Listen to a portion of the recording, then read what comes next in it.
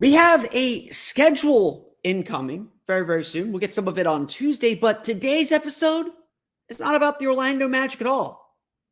But it actually is about the Orlando Magic. We'll explain. It's time for Locked On Magic. You are Locked On Magic, your daily Orlando Magic podcast. Part of the Locked On Podcast Network, your team every day.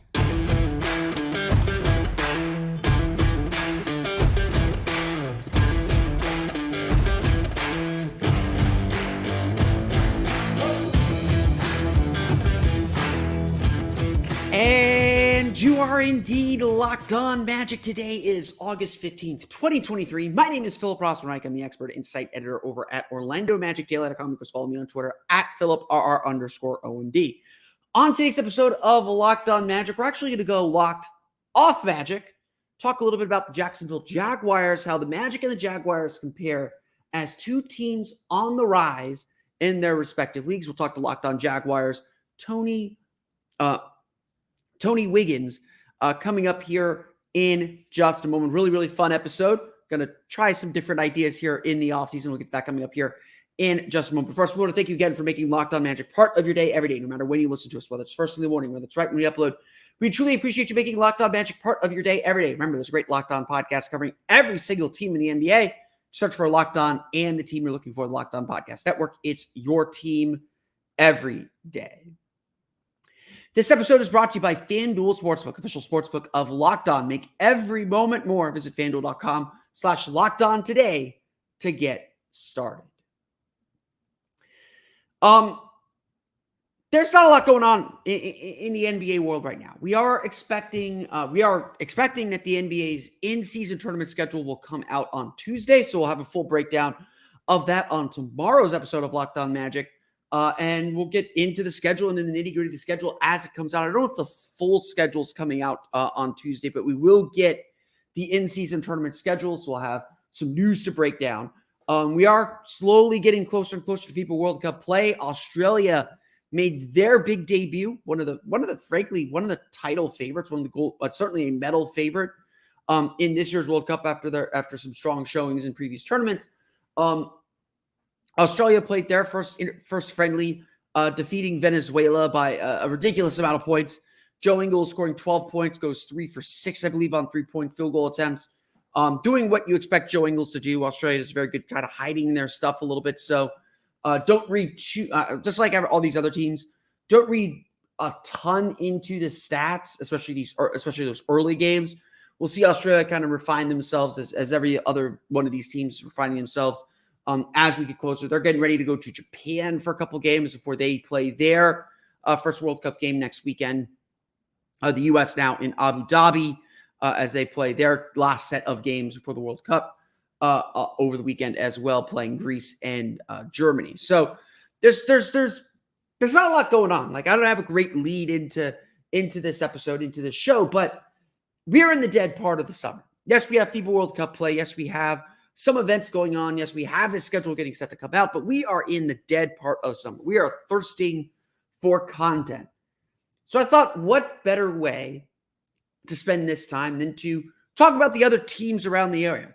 So today on Locked On Magic, we are going locked off Magic, and we're going to chat to Tony Wiggins of Locked On Jaguars. We're going to learn a little bit more about the Jacksonville Jaguars season, what their expectations are for this upcoming year, as well as, frankly, how they relate to the Orlando Magic, because there are some universal truths across all sports leagues and all teams that definitely feels like it holds true. Definitely feels like it makes sense or it works across sports leagues. There's a lot of parallels, especially between the Orlando Magic and the Jacksonville Jaguars, that even if it wasn't an idea to just not talk about the Magic for an episode, which we do talk about the Magic, do not worry. There's at least something we can learn from the Jacksonville Jaguars, one of the up-and-coming teams in the NFL. So we're going to talk to Tony Wiggins of Locked On Jaguars coming up here in just a moment. But before we do that, I want to say a quick word from our friends over at FanDuel. Football season, like I said, is about to kick off, and FanDuel is giving you the chance to win all season long, because right now, when you bet on a Super Bowl winner, you can get bonus bets every time they win in the regular season. Just pick any team to win the Super Bowl, and you'll get bonus bets for every victory. You can use your bonus bets on spreads, player props, over-unders, and more. So visit FanDuel.com/lockedon and start earning bonus bets with America's #1 sportsbook. That's FanDuel.com/lockedon. Check it out today. Jaguars would be a good bet. They're probably going to win a lot of games this year. So check it out at FanDuel.com/lockedon to start earning bonus bets today. When we come back, we'll be chatting with Tony Wiggins of Locked On Jaguars, all about one of the best young teams in all of sports, a team that the Magic will be joining on that level very, very soon. We'll get to that coming up here in just a moment. And we are now locked off Magic with Tony Wiggins of Locked On Jaguars. I want to get around to some of the teams in the area. NFL season right around the corner. The Jaguars already playing and winning their first preseason game, which is always, winning is never bad, even in the preseason. So let me introduce you all to Tony Wiggins of Locked On Jaguars. Tony, how are you doing today? I'm doing wonderful, man. How about you? I am doing really, really well. It's getting ready to steel myself for those early morning tip-offs in the FIBA World Cup coming up with the U.S. and the Philippines. But today I want to kind of talk about our two teams. Magic fans. We're kind of in the middle of the war for NFL allegiances here in Central Florida, and there's a team up the road in Jacksonville which had a fantastic season. Last year, really kind of a surprising season, the kind of season that the Magic are hoping to have this year, to be perfectly honest, but their number one pick in his second season. And both of our teams just seem to be in this really interesting spot. So I wanted to kind of preview a little bit what to expect from the Jaguars. And so I think the first place to start is how big of an impact or how important was last season and just getting into the playoffs and getting that exposure and experience playing those meaningful football games down the stretch, including that kind of play-in game on the last week of the season. Felt good. It was more of a thing where they had lost a bunch of games. They were 2-7, and you kind of felt that they needed to get out of their own way a little bit. And one of those losses was to Houston, who ended up being the worst team in the league record-wise and getting the number 1 overall pick. So it was just a matter of them figuring out how to get out of their own way, how to not make mistakes. And they still made some of those mistakes late in the year in those last couple of wins that they had, but they were able to overcome it. So you would hope that even though what you do one year usually doesn't help you the next, because you have to kind of reboot everything, but you'd hope what happens is in those situations is the thing that they learned about themselves, that they were able to make sure that they put that in their DNA, if you will, in their gumbo, and make sure that that's something that they have in their repertoire this year in terms of their mindset, that they're never out of a game, but it also will remind them how important it is to have very, very fast starts, or to at least have starts that aren't extremely slow, and it gives you a better chance to win. And you don't have to spend all of your energy fighting to just come back. You can, use some of that energy to game plan, win those tough rounds, as they say in boxing, get out of there with a victory and save a little bit for next week. But they used up a lot of stuff in order to come from behind. And I think sometimes it may have given a team a thing or two to look forward to when they play them later on. Yeah. And look, I think Magic fans experience this with the Magic. Young teams, they're going to make mistakes. Like, you have to kind of learn how to play through your mistakes. And it always feels like, the Magic kind of had the same, a similar issue, not the same issue. Last year, starting the year 5-20, really looking, a lot of injuries early in the year, but starting 5-20 and then having to rally and not being able to, unlike the Jaguars, not being able to make it all the way up the hill and into the postseason last year, but really gaining a lot of experience in the process of winning games on a day-to-day basis, which, obviously a little bit different in the NFL. You got one game a week, you get a whole week to prepare for your games, but knowing how to win those kind of, let's say like your week 7 game, that week 7 game in the middle of the season, and being able to take care of your business. The Jaguars this year, seem to be a team that everybody is expecting to take another step up. You see some people even saying quietly, NFL obviously a little bit different than the NBA about who can make the championship, but there's been some people saying like, the Jaguars could be a dark horse to make the Super Bowl. How do you handle then this kind of initial success? Maybe last year the Jaguars took everyone by surprise. How are the Jaguars going about handling kind of the expectations that are now being heaped upon them this season? That's a great question. So I have to let you know that I'm answering this from an observation standpoint because I don't really know how they're doing it. Yeah. I can kind of get an idea based on what you hear and how they look and the things that they say. But whether or not they're actually able to do that is yet to be seen. We have to wait and see till this year happens, whether or not they can handle that or not. I'm sure if things are going well, they're going to be able to give a lot of credit to the things that happened last year. And obviously, if things don't go well, they're just going to basically tell you that last year was last year and this is a new season. And you always have to make sure that you handle your business and start over. So it appears that they're doing and saying the right things. I give Doug Peterson a lot of credit when it comes to the fact that he won a Super Bowl, but I would be remiss if I didn't mention after he won a Super Bowl in Philly, they had 2 straight years where he didn't make the playoffs and he got fired. So, and I mean, there's a lot that went into that too, and it's more nuanced than just being his fault. They had some quarterback issues. They had some chemistry issues with coach staff in the front office, but still it is what it is. And the history of the NFL says that you don't necessarily make the playoffs the following year. The Jaguars made it in 2017, and everyone thought that it was this sort of moment where they were all turned around. And the next 3 years was as bad of 3 years as you ever want to see in the National Football League. And they in 3 or 4 years, in fact, and they had to really reboot it and start it over. The Magic did the same thing a couple of years ago. I remember they had Michael Carter Williams and all those guys, and they got into the playoffs, and you looked at them, and they were 10, 11 deep, and they were long and athletic, and then they weren't. And they ended up with the number 1 pick when they got Banchero. So it happens a lot in both sports.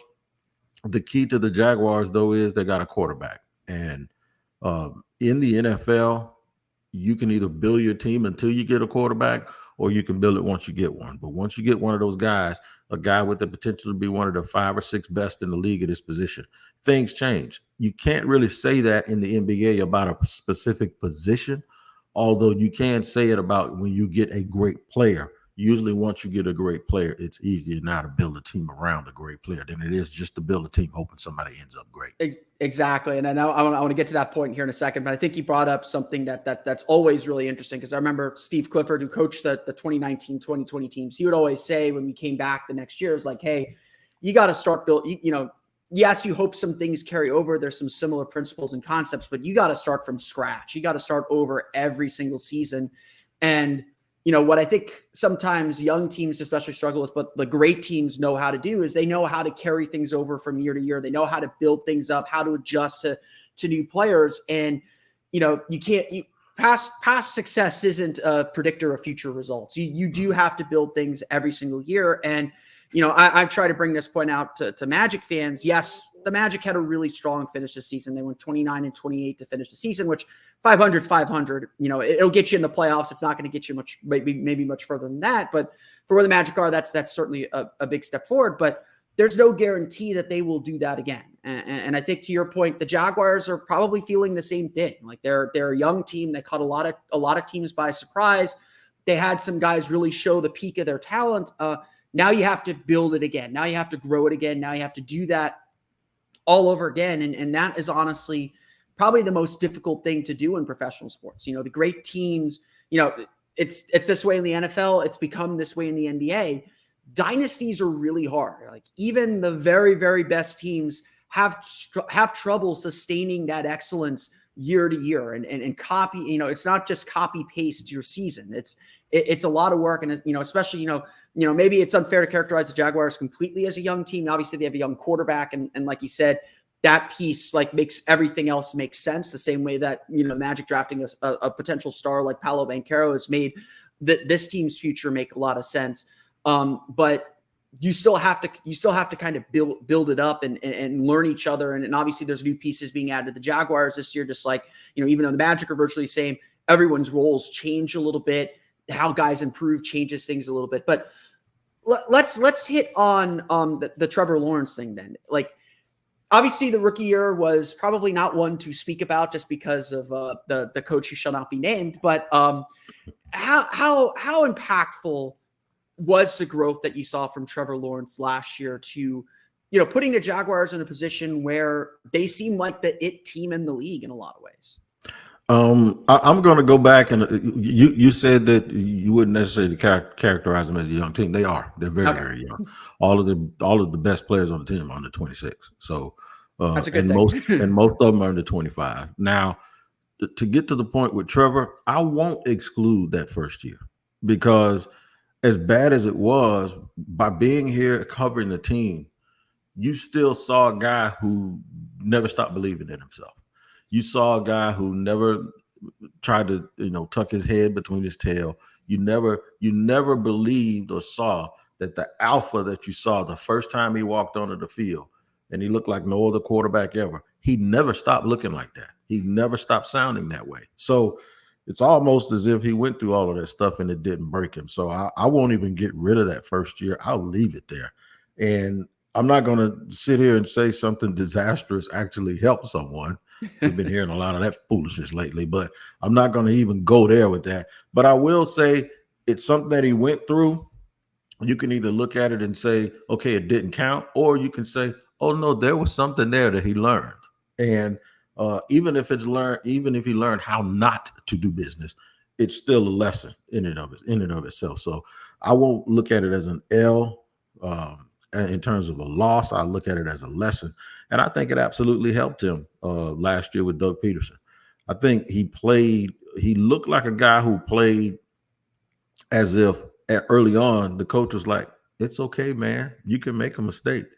It's all right. And once that went away, then it enabled him to in game, during mid-game, or even if it's the next game, to be able to get over bad play and mistakes. And that really, really showed up in the game against the Chargers in the playoffs, because he didn't play well in the finale that clinched against the Titans, and it's carried over into the first quarter and a half or so of the Chargers game. But just like that, and in a way that a lot of people have never done in the past, when things started going right, because he wasn't still caught up in his foolishness, he was able to get past it, and now he got hot and they started scoring touchdowns. So I do think we have to include that first year into this entire equation, because if he goes down as an all-time great, we're going to look at that being where he came from, as opposed to him coming out of Clemson and saying, well, his second year really was his rookie year. No, we're going to look back at that. We're going to look back at that, and we're going to give him credit for climbing out of, like Andy Dufresne. I always think about the Shawshank. We know that he climbed through 3 football fields of something, right? Yeah. And it's almost like you can't tell his story without putting that in there. Absolutely. I think that's 100% true. And, a point that I've consistently made about Paolo Banchero, he was runaway rookie of the year, deserved that. And I don't think it was much of a debate, but the people who made the arguments that, he wasn't efficient enough, there's all these things that he wasn't doing necessarily. It was like, yeah, that's fine. And you're right. He does need to get better at that. He needs to be more effective and shoot a better percentage and do all these things. But this season was also about him learning what a bad shot is, and learning what a bad pass is, or how to read a defense. Like he in some games he broke double teams really effectively, and other games he turned the ball over a ton. Or even seeing it a little bit in Team USA right now as he's learning how to play center in the role that they have for him. He's making a lot of mistakes, and I think, especially with elite young players, there's a lot of pressure heaped on them. Trevor Lawrence came into the league as such a hyped player. Like, he was a franchise savior as a number 1 pick, and the quarterback that, the Jaguars have been missing, probably forever. I'm a big Mark Brunell guy. That was my guy growing up, but like, Mark Brunell was Mark Brunell at the end of the day. The Jaguars have probably never had a quarterback as talented as Trevor Lawrence. And, you could see them trying to build things the right way. The coaching staff, obviously the first year with the coach that shall not be named, was a struggle, but I agree with you. I think he learned a lot in that struggle, and it's going to make him a better player. Just like, I expect Paolo Banchero to have his struggles his second season. Like, you don't come out of the draft fully formed, especially in the NBA where the guys are 18, 19 years old. The NFL, I think it's a little bit different, just because guys are coming in after, at least 3 years in college.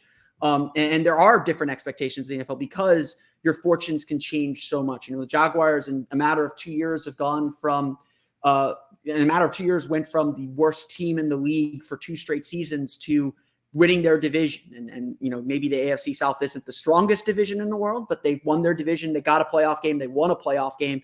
They played the Chiefs pretty tough in that game too. Patrick Mahomes' injury notwithstanding, but they played the Chiefs pretty tough in that game on their way to the Super Bowl. So the Jaguars have completely changed their fortunes. Obviously, a lot of attention's been on Trevor Lawrence, and for good reason, because quarterback's the heart of the team. But who else should fans who are maybe getting into the NFL trying to figure out who this Jaguars team are? Who else should they know on this team that they may not otherwise know? Well, you can start right with the offense. Usually the offensive players get more credit for everything anyway in the NFL.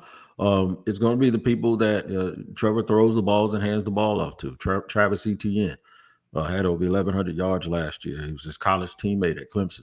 Another young player picked in the same year as the draft as him. He's going into his 3rd season now. And it's actually Etienne's 2nd season because he missed his entire rookie year with a foot injury. So, but he's very, very explosive and is probably considered one of the 10 best at his position in the National Football League right now.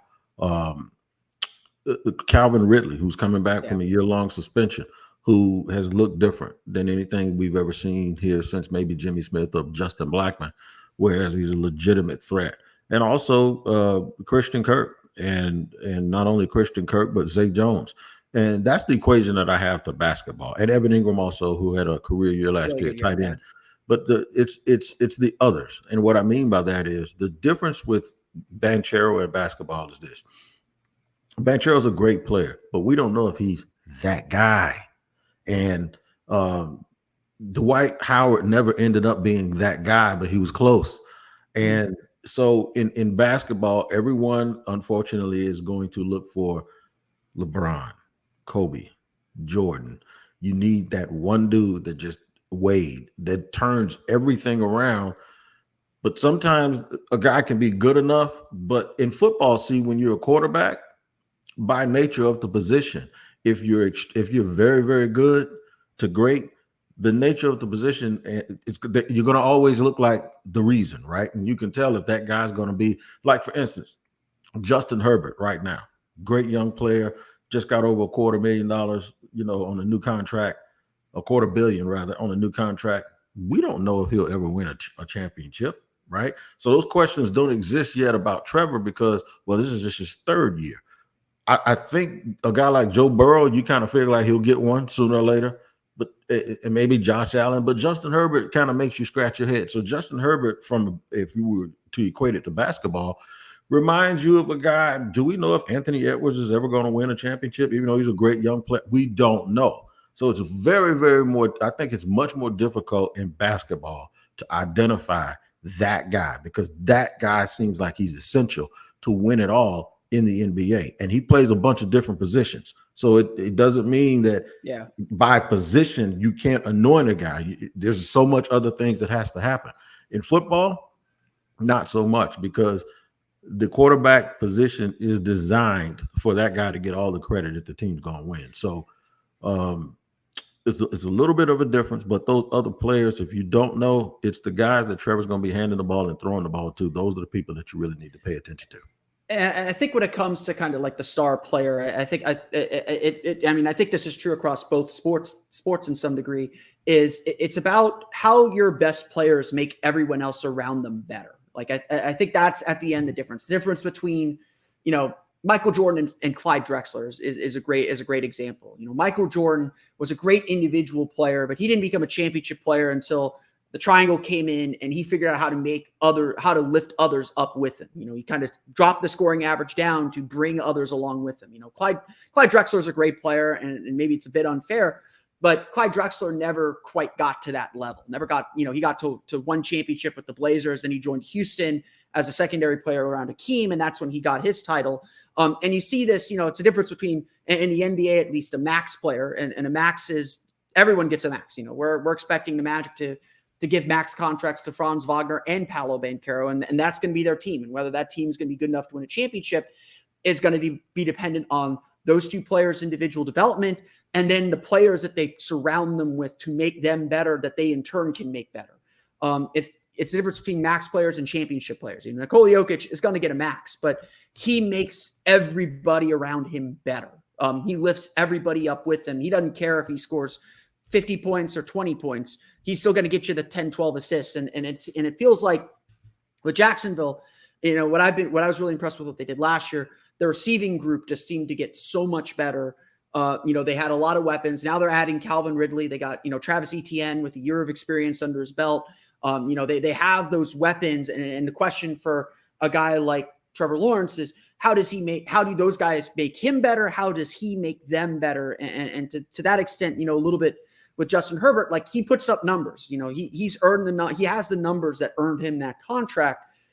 The question was in the playoffs, can he make that one play that's going to keep his team on the field for that extra 5 minutes that, Jacksonville needed to stop that comeback? Can he make those important plays, those important reads to lift everybody up and to get them over the hill? And that's kind of always been the question I think that the Chargers have faced, even dating back to the Phillip Rivers era.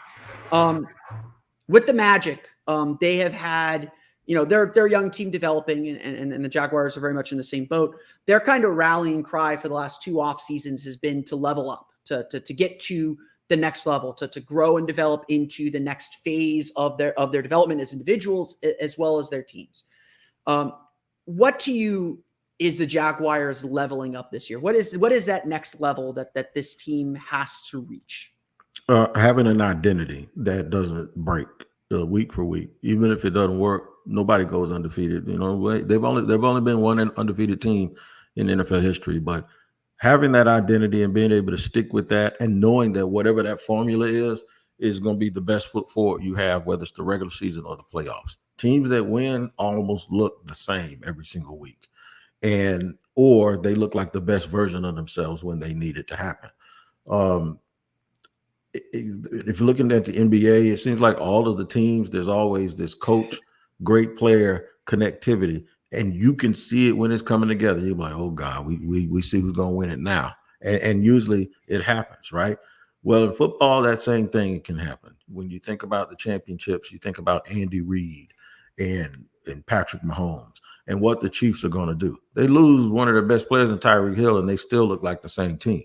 And that doesn't mean that Tyreek Hill wasn't very good, because obviously he is. He's made this offense really good. Right. But the offense really good, yeah. Right. The thing is they have this identity, and they're going to do what they're going to do Chiefs things when they need to, whether they win or lose. Right. So the Jaguars have to figure out who they are. They're not just these comeback cats. The best game that they played last year was probably the game they played against the Chargers when they went to LA, and they jumped on them early. They kept their foot on the neck, and then they allowed their defense to be dictated by the predictability of the offense because the Jaguars were so ahead. And I think, to me, that's going to be their formula. They have to learn how to get off the quicker starts. Once they get off the quicker starts, then Doug Peterson, who I watch the game all the time, and I'm usually able to say, okay, this is going to be a run. This is a pass. Even when they're in formation, you can't do it with him. You never know. So if that's who he is, just imagine him being ahead and you never knowing whether they're going to run it, throw it short, go deep. That's what they need to get to. I want them to get to the point where about the middle of the second quarter, they're allowing Doug to go reach down in his bag and start pulling out some stuff. And I think if they can get to that point consistently, that's when they'll be really, really good. Yeah, and I mean, I think that's the goal. Like, a lot of these things are universal, and I think every professional sport, it's about consistency. It's about, I say this about the NBA regular season all the time, and it's a slog. An 82 game schedule is just really tough, and it's a question of what can you do consistently on your worst day when you're having a bad day. What is the one thing that you can rely on to keep yourself in the game and still give yourself a chance to win? And obviously, there are some times where you're on a back-to-back, you're on the end of a long road trip in the NBA where you just don't have it. Like the human body just doesn't have it. You're just too tired. The physicality isn't there. No NBA team will admit this, but there are schedule losses in the league in the NBA. It's obviously a little bit different in the NFL to some extent, but it's still about when you just don't have it. Whatever it is, you don't have it. It's not like completely sharp. Can you still find the thing that you lean on to keep you in the game, give yourself a chance. And you know, you win or you lose, but you still have that chance to win. And like, I remember when I was watching the 2008 and especially the 2009 Magic team, I was always amazed how I felt like they did not play well. And yet they're still winning by 8, 9, 10 points. They're still winning by multiple possessions because they just knew how to kind of grind themselves and stay in a game. And, you know, I think that's a characteristic you see in the Chiefs and a characteristic that you see in a lot of the kind of long time good teams in the NFL. You know, obviously the NFL, it's a single elimination tournament. There's a lot of kind of variability in who wins sometimes and what happens in the playoffs. But there's a reason why all the same teams are deep in the playoffs. There's a reason why the Chiefs are there every year. You know, the Bills are there, you know, are getting there every year now. The Bengals are starting to establish themselves there. Why the Patriots were there every year for so long. These teams just know how to kind of build themselves out and do the thing that they're good at every single week, even if they have a bad game, even if, you know, they make a couple mistakes, have a couple turnovers. The defense picks up the offense picks up the defense when they need to. They just find a way to stay in the game. Like I said earlier, Central Florida is kind of in no man's land in the NFL. We're close to Tampa. We're close to Jacksonville. There's obviously a lot of Miami fans. So I want you to make the case. Why should my listeners who live in Orlando or live elsewhere, why should they invest in the Jaguars this season? What makes them Central Florida's team? Well, I do think Jacksonville embodies some of the qualities of Central Florida. And what I mean by that is we're extremely unique and extremely proud to be North Florida. And they call it the First Coast. And we call ourselves, we label ourselves by our county. We call ourselves Duvalians, right? So I know with Orlando sometimes with the association with theme parks and the fact that it's a go-to place for anybody that ever wants to rent a house down in Kissimmee or whatever, for anything, right? Like convention centers and all of that. But Orlando to me is, and I'm talking about that entire area, they're not really connected to Tampa like that. Every time that I come to Orlando has sort of its own identity, and they are themselves. And when you talk about North Florida, you talk about Jacksonville. When people say Central Florida, they're talking about Orlando and the greater Orlando area. And I know everybody likes to say, well, they're going to root for the Bucs because they're right down I-4. But that's not necessarily, doesn't have to be true. You can root for whoever you want to root for. There are a lot of Orlando Magic fans here in Jacksonville, believe it or not. There's some Heat fans too, but I get on them because I don't see them until the Heat start winning, you know. Oh, trust me, we get on any Central Florida Heat fans for that too. Yeah. So I do believe that there's this thing where you kind of get sick of people picking on you. You kind of get sick of the narratives that come in about your team. And I know the ones in Orlando is like, ain't no free agents going to go there. Orlando's a great place. I wouldn't know why a free agent wouldn't want to live in Central Florida, right? But you hear that about Orlando. You hear that about places like Portland and OKC. Like, they really have to draft well. Okay, well, guess what? The Jaguars are in the middle of building a team where the people really resonate with the citizens, and they adapt this way of playing. And that's the thing that we were just talking about, the consistent way of playing every single week. When the Orlando Magic were good, they had a way of playing. So you can identify, you can use the team to identify with the city, if you will. Like the team, the Jacksonville Jaguars have actually taken on an identity of the city. Orlando can do the same thing. And what you can do is you can attach the fact that we have that, you know, likeness, you know, as it's a commonality between us. What we're doing is it's two teams that resonate with their city, and they play a brand of ball which identifies with their fan base. And from that, we can find a little bit of connectivity because there are a lot of Orlando Magic fans here in Jacksonville and vice versa. Yeah, absolutely. And look, the Jaguars, you know, I watched a lot of Jaguars games last year for my day job. Just an absolute blast to watch. It's been fun to watch them grow. And I'm personally really excited for their upcoming season. I think a lot of Magic fans, if they're into the NFL, if they're starting to follow the NFL, definitely put the Jaguars on your must-watch list. You're going to see them plenty. Trust me. I think the NFL wants to feature them because they're one of the bright teams on the rise. Tony, I want to thank you for joining me here on Locked Off Magic to talk a little bit about our two teams and how they're both coming on the come up and both on the rise here. Where can people find your show if they want to learn a little bit more about the Jacksonville Jaguars? Well, you can find me on Twitter at or X at Shop Talking Wig. Yeah, Shop Talking Wig, and that comes from the fact that I'm always holding shop and I'm always talking. And Wig is an acronym of my last name, obviously. And the Locked On Jaguars podcast is on YouTube. You can subscribe for free on YouTube. Hit the like and the bell button to make sure you get notifications. And then if you listen to audio platform podcasts, wherever you get those at, you can just check in every single day and make sure you don't miss an episode of Locked On Jaguars. Definitely follow Tony. He is one of my favorite Locked On listens. I do occasion, I'm not an everydayer, but I do occasion the Locked On Jaguars podcast. Locked On Jaguars podcast. He brings a great perspective on the team. Just really, really, really great stuff. Tony, thanks for coming on the show, and hopefully we'll have you on again next year when we're both lifting up trophies.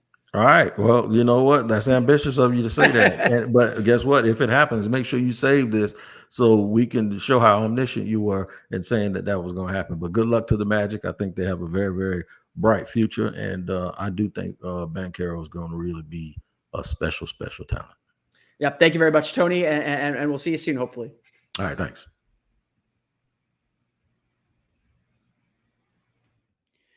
I want to thank Tony Wiggins for joining us on today's show to talk a little bit about the Jacksonville Jaguars. Hopefully give you a sneak peek into what should be a really exciting season for Jacksonville. Lots of parallels, I think, between them and the Magic as well. So a lot to get excited about if you're a Jaguars fan, if you're a Magic fan, if you're both, you have a lot of excitement. Check out his show, Locked On Jaguars. One of my favorite NFL listens. I listen to a few NFL shows. Certainly I listen around the Locked On Network as well because it's your team every day. You know, there's something for everyone.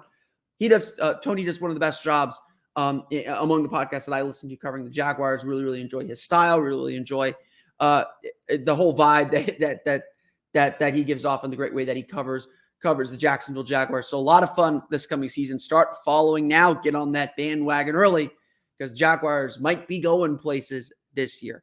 But that's going to do it for me today. I want to thank you all again for listening to today's episode of Locked On Magic. Of course, find me on Twitter at @PhilipRR_OMD. Subscribe to the podcast on Apple Podcasts, Stitcher, TuneIn, Himalaya, Google Play, Spotify, Odyssey, and all the Filming Channel podcasts to your podcast-enabled listening device. So latest on the Orlando Magic.